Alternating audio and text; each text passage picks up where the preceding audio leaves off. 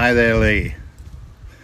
My name is John Callen, and this character was an enemy of mine when we were shooting the Hobbit movies. Kia ora, good day to you. Kia ora is from the language of the Maori people, the indigenous people of New Zealand. They have a very rich culture and I love their language. I just wish I knew more of it. Kia ora means good health, hello, well done.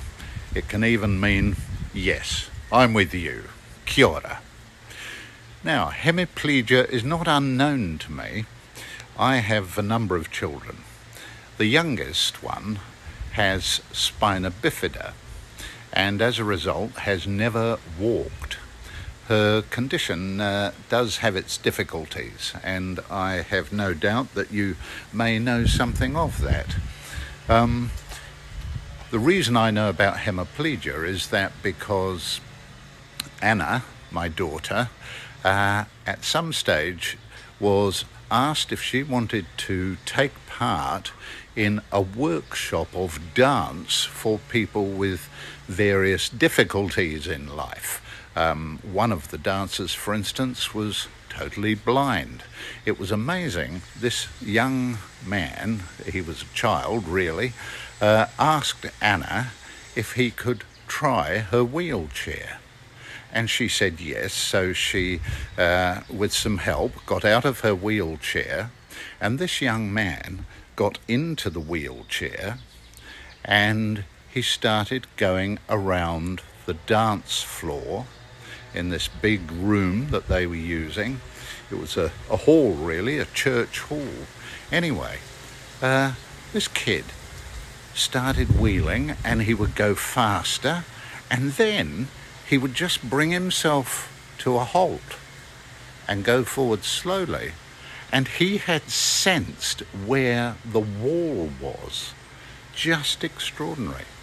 Anna, in her wheelchair, was hauled up on a rope way up off the floor while still in her wheelchair.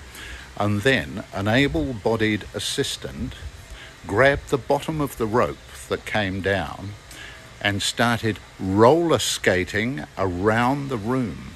And right up high, there was Anna going around and around. She was strapped in, it was all safe, but she was spinning around on this rope. The most wonderful idea. A dance group of people with various disabilities, difficulties, and she just adored it.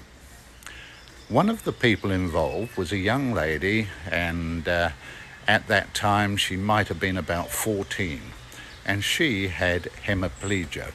She similarly, as does our daughter, from time to time suffered some, mental health issues, that kind of thing, which I understand, although I've never experienced. But I appreciate that it must be difficult. This young lady with hemiplegia was teamed up with an able-bodied dancer who was able to lift her, hold her, turn her, and just get into the dance as well. There was one other person I'll mention to you, a young lady, and she could not move anything other than her fingers on one hand. So she had a keyboard where she could communicate. She couldn't speak and she couldn't walk, and she wanted to be part of this. So they organised things where she could move through in her wheelchair, as our daughter Anna did, in the dance process. And then they switched off all the lights bar one.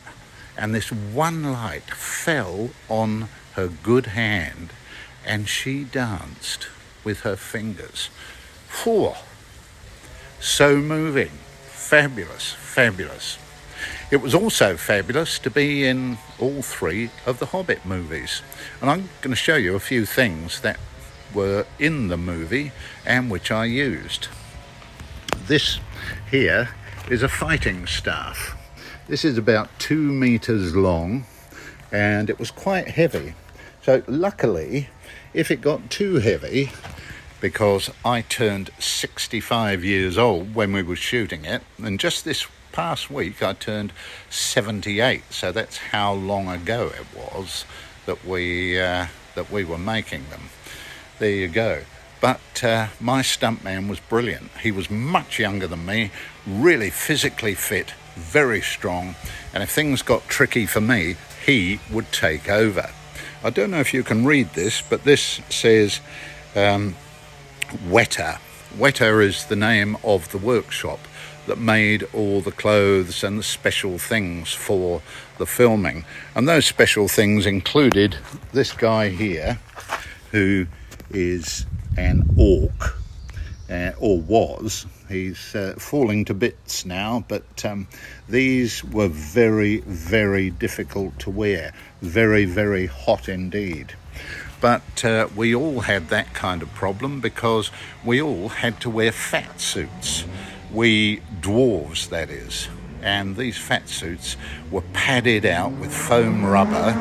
The idea was that we should look more squat than the very tall elves, for instance, than the nasty goblins and the horrible orcs like you've just seen. Here is what they did to me. They shaved off all my whiskers, all my hair, and they created false stuff. This is a prosthetic, and so they glued this onto my own head every single day. This was quite exciting, really. It took anything up to 2.5 hours to get all this on, all the makeup and the costume. This is real hair here, but they had false hair for the rest of me.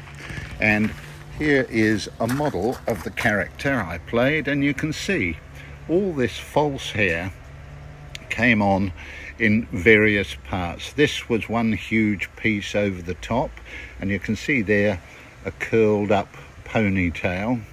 The bit in the front here had one solid beard around the bottom, and then the moustache was in those two parts each side and a tiny little bit under my nose. So it was actually 3 bits, and they were all made with hair from the belly of a yak.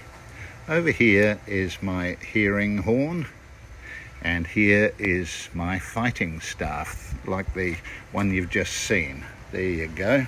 And down here is another image of this guy as he's going down the river. And I loved going down the river. I love swimming. I love rivers. We all had to wear wetsuits, and we were told not to get into the deep water where the rush of the water, the power of the force of the river was quite strong, and we were told that it was dangerous, and there was this fast bit we had to keep out of. Like an idiot, I went into it. I didn't mean to, I just didn't have enough control. So what happened was, there I was using my hearing horn as a little paddle, if you like, and the difficulty was that I wasn't getting out of the fast flow. I got stuck in the fast flow, and they had said just around the corner there are some rapids, and these are dangerous, so don't get in that fast water. Then I remembered that they had also told us that they put cables just under the surface of the water from one side to the other of the river, and that should anybody get into trouble, we would be safe, because we would hit those cables and people could come and take us away from there. I did hit the cables, but the water was going so hard that it pushed me under one cable and got stuck on the second one. And so there I was, and I thought, I'm going to drown. This is it. This is how an actor dies. Luckily, there was a surge in the water, and it pushed me past. And then I remembered, oh dear, this isn't so good after all, because the rapids are just round the corner. But luckily, the powers that be had thought of that, and they had put 2 safety boats round the other side, each one of them with 2 people in it, and they were able to come and grab me and take me back to safety. Whew, what a story. But I loved it. I thought it was just extraordinary. So I'm just going to show you 2 more things now. One of them is this, which is my hearing horn. So this bit here went into my ear, and interestingly the ear hole in my prosthetic didn't fit over my own ear. So when I had this, and this was actually used in the films, I had about 12, 13, 14 of them, and this is the one I was allowed to bring home with me. Yes, I really couldn't hear what was going on, and quite a lot of the time I was yelling, "I can't hear you," and it was true, I couldn't. Finally, there is this. This is Gandalf's scarf.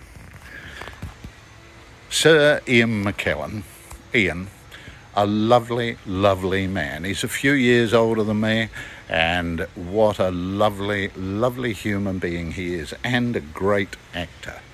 A great actor. So, on the final day of shooting, he and I weren't needed in front of the cameras. And so we just watched, because we just wanted to see the very last shot of the film being shot. And so we were wandering around together, and when we'd finished, he took me by the arm and he said, "You know, John, I was never sure who was who when you were all in costume, but I always remembered your voice." And he said, "When I go back to England, I would like to think that I can be the John Callen of England, and that you can be the Ian McKellen of New Zealand." And I thought that was just magical. Hey, I hope your search for stories of people of interest goes well for you, my dear fellow. And I will leave you with a couple of words in Te Reo Māori, the Māori language. Kia kaha, aroha nui. And that means stay strong and lots of love to you. Cheers, mate.